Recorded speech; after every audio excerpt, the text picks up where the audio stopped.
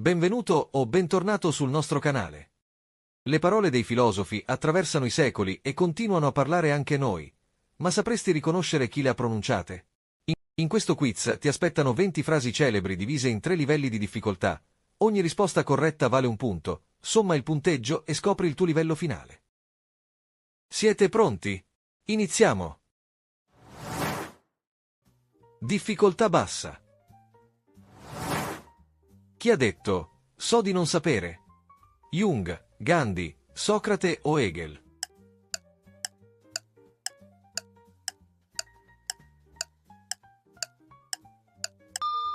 Socrate. Il concetto esprime la consapevolezza della propria ignoranza come base della vera conoscenza. Solo chi ammette di non sapere può aprirsi alla ricerca della verità. Chi ha detto, ciò che non mi uccide mi rende più forte? Eraclito, Nietzsche, Pascal o Popper?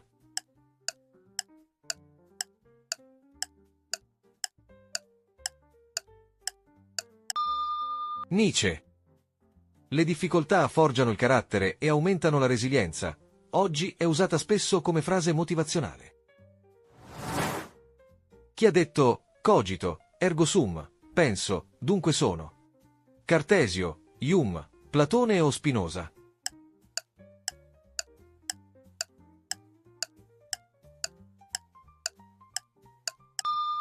Cartesio.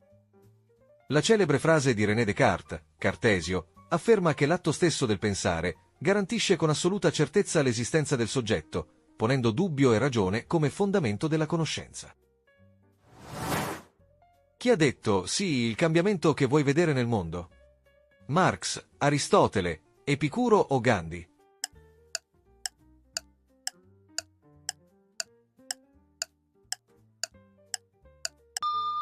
Gandhi. La famosa espressione evidenzia che il cambiamento del mondo parte da ciascuno di noi, dai nostri gesti e comportamenti quotidiani, trasformando il desiderio di un futuro migliore in un'azione concreta e personale. Chi ha detto, non ci si può bagnare 2 volte nello stesso fiume? Jung, Hegel, Eraclito o Platone?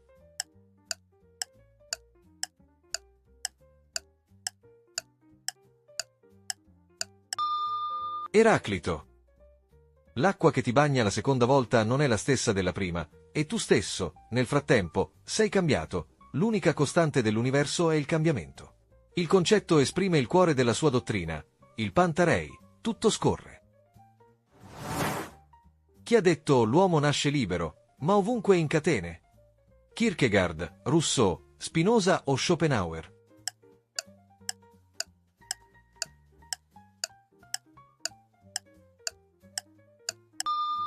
Rousseau. La frase di Rousseau esprime il paradosso della condizione umana. È libero per natura, ma la società moderna lo ha schiavizzato con disuguaglianze e leggi ingiuste. Chi ha detto, il cuore ha le sue ragioni che la ragione non conosce? Pascal, Platone, Confucio o Seneca?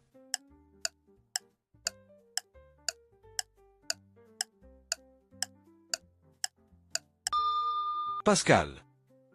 L'essere umano non è solo razionalità. Intuizione, fede e sentimento hanno una logica propria che sfugge al puro calcolo razionale. A chi è attribuita la frase, il fine giustifica i mezzi? Sant'Agostino, Hegel, Leonardo o Machiavelli?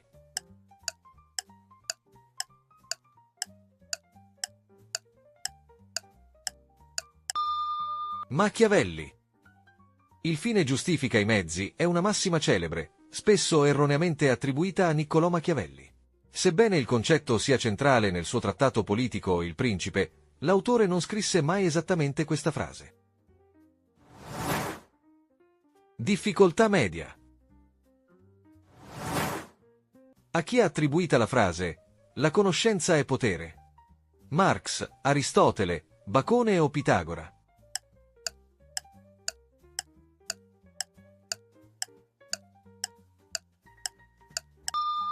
Bacone. Il sapere, per Bacone, è azione. La scienza deve migliorare la vita umana, permettendoci di usare le leggi della natura a nostro vantaggio. L'idea è attribuita a Francis Bacon, XVI secolo, anche se principi analoghi erano presenti già in epoche precedenti. Chi ha detto: l'uomo è per natura un animale politico? Kant, Aristotele, Cartesio o Parmenide?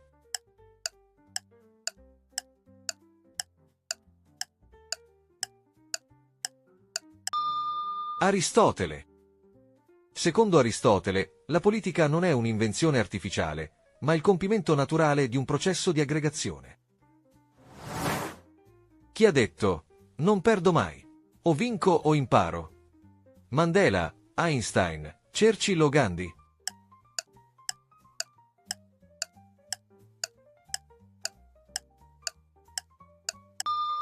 Mandela. Questa frase esprime la sua visione della vita. Anche nelle sconfitte non c'è fallimento definitivo, ma crescita e apprendimento. Chi ha detto: i filosofi hanno finora soltanto interpretato il mondo, si tratta ora di trasformarlo?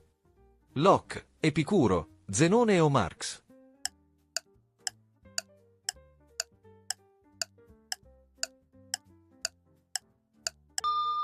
Marx. La filosofia non deve limitarsi alla teoria, deve diventare prassi, azione concreta per cambiare la società. Chi ha detto: la vita si può capire solo all'indietro, ma va vissuta in avanti? Voltaire, Jung, Kierkegaard o Seneca?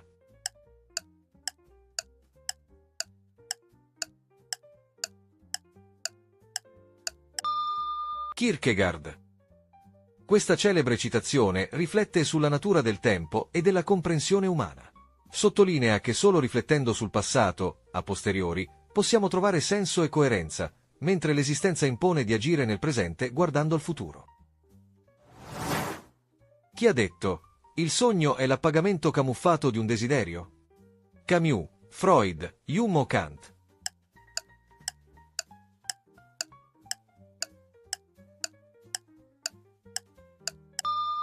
Freud. La sua teoria sostiene che il sogno permette al sognatore di realizzare un desiderio che nella realtà è frustrato o proibito. A chi è attribuita la frase: comincia a vivere subito e considera ogni giorno come una vita a sé? Seneca, Socrate, Talete o Protagora?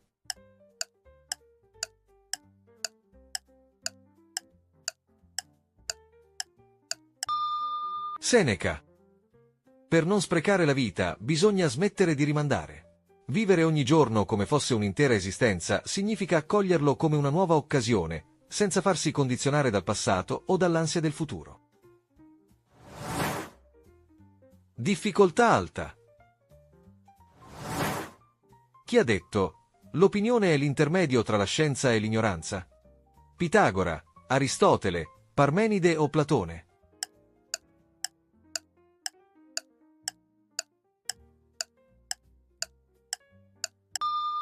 Platone.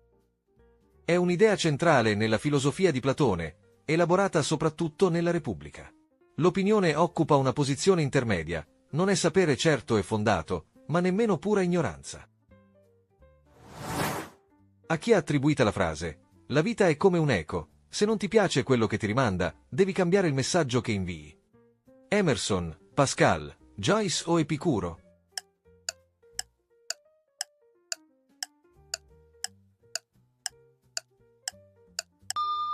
Joyce. Suggerisce che le azioni, i pensieri e le emozioni inviate al mondo determinano le risposte che si ricevono in cambio, invitando a un cambiamento proattivo di atteggiamento per modificare i risultati. Chi ha detto: la morte non va temuta perché quando ci siamo noi non c'è lei e quando c'è lei non ci siamo noi? Sartre, Epicuro, Eraclito o Siro?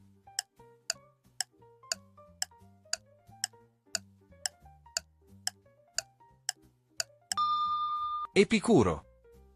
Il filosofo greco suggerisce che la morte non è un'esperienza che viviamo, poiché nel momento in cui accade, la nostra coscienza cessa di esistere. Di conseguenza, è inutile tormentarsi per qualcosa che non incontreremo mai faccia a faccia. Chi ha detto: possiamo essere liberi solo se tutti lo sono? Hegel, Epitteto, Hobbes o Aristotele?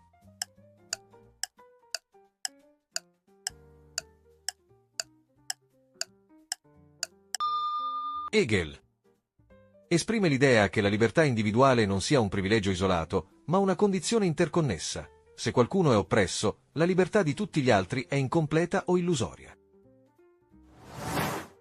Chi ha detto: Dio ci ha dato 2 orecchie, ma soltanto una bocca, proprio per ascoltare il doppio e parlare la metà? Epitteto, Mill, Talete o Siro?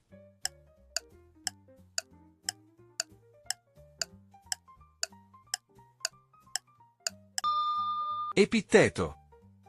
La massima sottolinea l'importanza dell'ascolto rispetto al parlare senza riflettere. Con la metafora delle 2 orecchie e una sola bocca, Epitteto invita prima a comprendere e valutare, poi a esprimere un giudizio. Com'è andata? Andiamo a vedere il vostro punteggio.